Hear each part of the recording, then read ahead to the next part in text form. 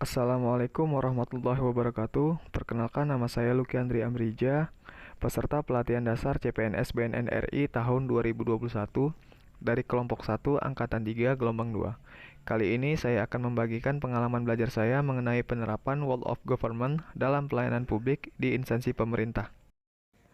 Apa sih World of Government?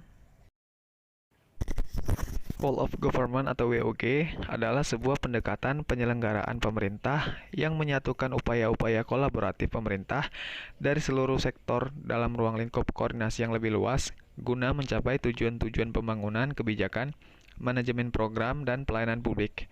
Manfaat dari WOG itu sendiri pun untuk menekan biaya, mengurangi pemborosan, mengurangi waktu penyelesaian layanan, mengurangi duplikasi pekerjaan, dan menurunkan inkonsistensi kebijakan. Lalu, WOG juga dapat meningkatkan efisiensi, sharing informasi, lingkungan kerja, daya saing, akuntabilitas, dan koherensi kebijakan. Kenapa sih WOG harus diterapkan? Yang pertama, adanya dorongan eksternal.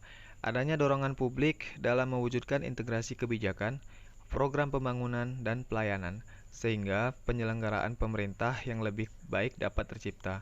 Selain itu, perkembangan teknologi informasi, situasi dan dinamika kebijakan yang lebih kompleks juga mendorong penting WOG dalam menyatukan institusi pemerintah sebagai penyelenggara kebijakan dan layanan publik. Yang kedua, faktor internal. Terdapat fenomena ketimpangan kapasitas sektoral sebagai akibat dari adanya nuansa kompetisi antar sektor dalam pembangunan. Satu sektor bisa menjadi superior terhadap sektor lain atau masing-masing sektor dapat tumbuh namun tidak dapat berjalan beriringan, melainkan justru kontraproduktif atau saling membunuh. Masing-masing sektor menganggap bahwa sektornya lebih penting dari sektor lainnya. Yang ketiga, keberagaman nilai budaya.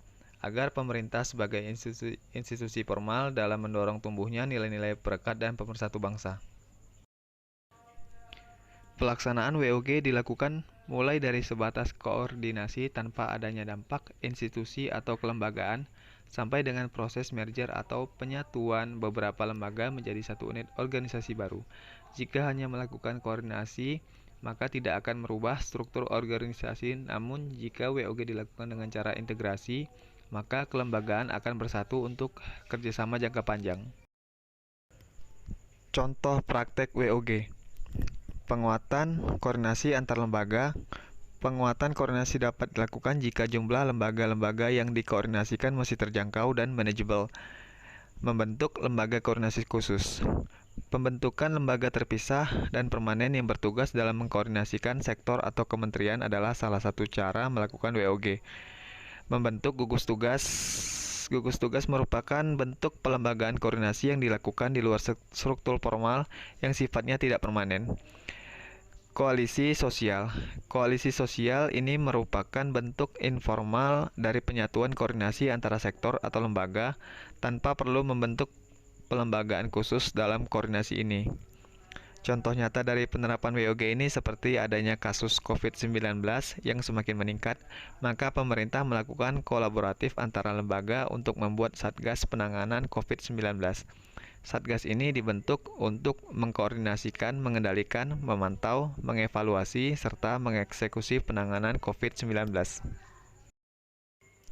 Tantangan dari praktek WOG. Yang pertama, kapasitas SDM dan institusi. Kapasitas SDM dan institusi yang terlibat dalam WOG tidaklah sama. Perbedaan kapasitas ini menjadi kendala serius ketika pendekatan WOG, misalnya mendorong terjadinya merger atau akuisisi kelembagaan, di mana terjadi penggabungan SDM dengan kualifikasi yang berbeda. Yang kedua, nilai dan budaya organisasi. Seperti halnya dengan kapasitas dan institusi, nilai dan budaya organisasi pun menjadi kendala, manakala terjadi upaya kolaborasi sampai dengan penyatuan kelembagaan. Yang ketiga, kepemimpinan. Kepemimpinan menjadi salah satu kunci penting dalam pelaksanaan WOG. Kepemimpinan yang dibutuhkan adalah kepemimpinan yang mampu mengakomodasi perubahan nilai dan budaya organisasi serta memanfaatkan SDM yang tersedia guna mencapai tujuan yang diharapkan. Sekian learning journal dari saya, semoga bermanfaat untuk kita semua. Wassalamualaikum warahmatullahi wabarakatuh.